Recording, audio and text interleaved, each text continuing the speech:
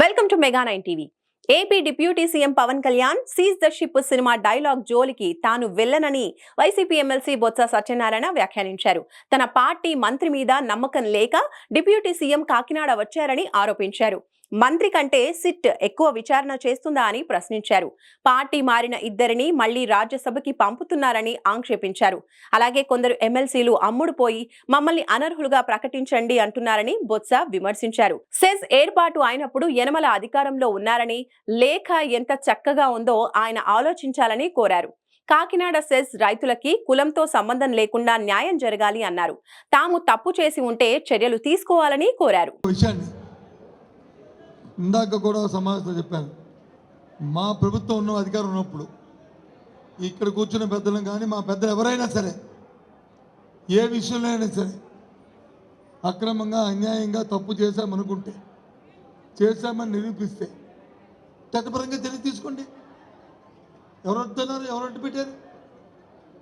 చేసిన తప్పులని మీ దగ్గర పెట్టుకొని మీరు ఆలోచనైపోయి మళ్ళీ మా మీద అభ్యర్థిస్తారుగా.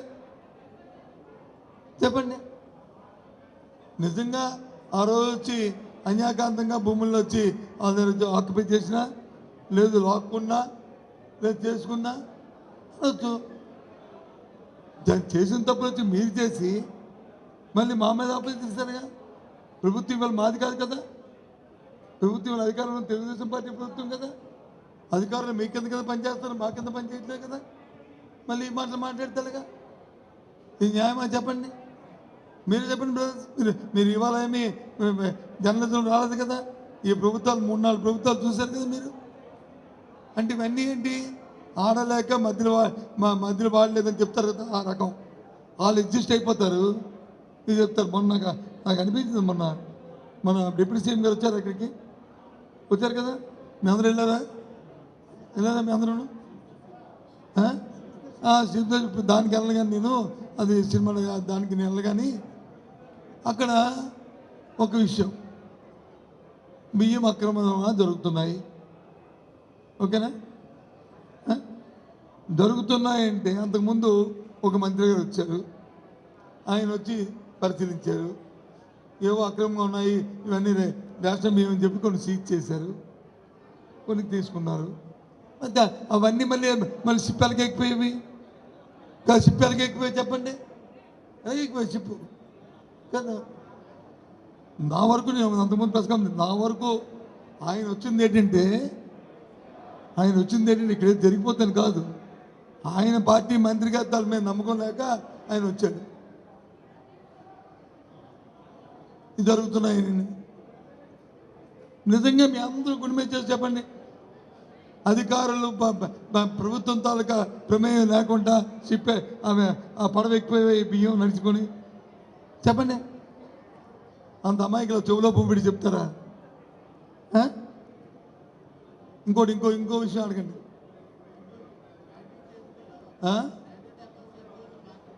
మా పార్టీ ఏంటి?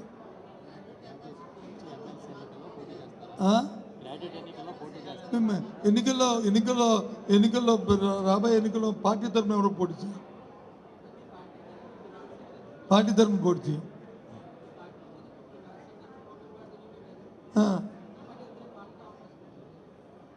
అలా ఉంది పరిస్థితి, అలా ఉంది ప్రజాస్వామ్యం. ప్రజాస్వామ్యం అంటే ఎంత అపహాస్యం చేస్తున్నారో ఆలోచన చేయండి. ఎంత చేతుల్లో తీసుకుంటున్నారు, ఏ విధంగా ఉందో. ఇంకా ఇద్దరు వెళ్ళిపోయారు, ఇద్దరు వచ్చారు, బాగానే ఉంది.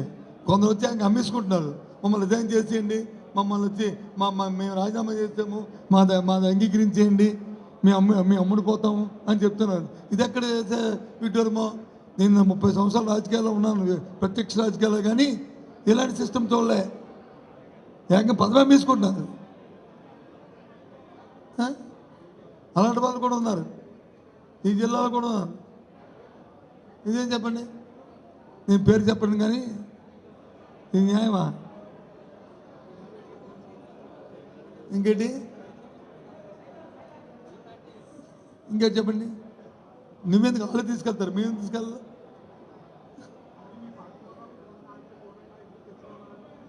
ఇంకా వేక్ డిస్కషన్ వద్దు, కన్స్ట్రక్టివ్ డిస్కషన్. ఆ? సో కాబట్టి నేను అంటుంది ఏంటంటే కాకినాడకి తూర్పుగోదావరి జిల్లాకి, ముఖ్యంగా తూర్పుగోదావరి జిల్లాకి కాకినాడకి ఒక ప్రత్యేకత ఉంది. తూర్పు పశ్చిమ గోదావరి జిల్లాలు రైస్ బౌల్ ఆఫ్ ఇండియా. ఈ ప్రాంతాలు, ఈ ప్రాంతంతో పాటు ఆంధ్ర రాష్ట్రం అంతా కూడా మనం అందరం కూడా వ్యవసాయం ఆధారపడిన వాళ్ళం.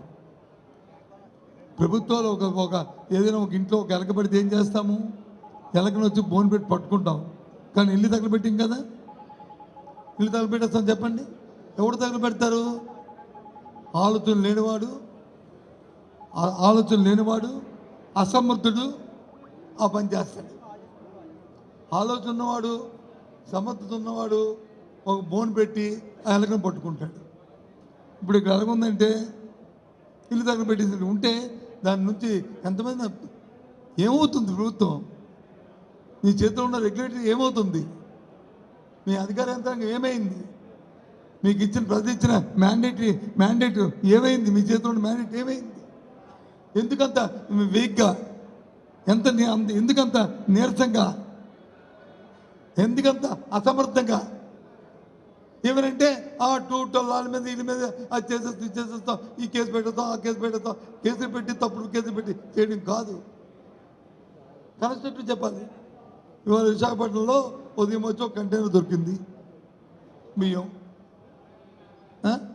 అని పేపర్లో చదివాను. రాత్రి టీవీలో రాగానే అనుకోను, ఎవర్రా ఏంటంటే వైసీపీ నాయకత్వాలుగా అండతో వెళ్ళిపోతున్నా. నేను కనుక్కుంటే ఎవరిది? తెలుగుదేశం పార్టీ నాయకుల అండతోని, వాళ్ళ తాలూకా మామ్యామేలతోని ఆ కార్యక్రమం జరుగుతుంది. ఇది అవునా కాదా? చెప్పనండి. ఇప్పుడు వైసీపీ నాయకుల పేరు చెప్పనండి. నేను వెళ్ళిపోయిన తర్వాత సాయంత్రం లోపల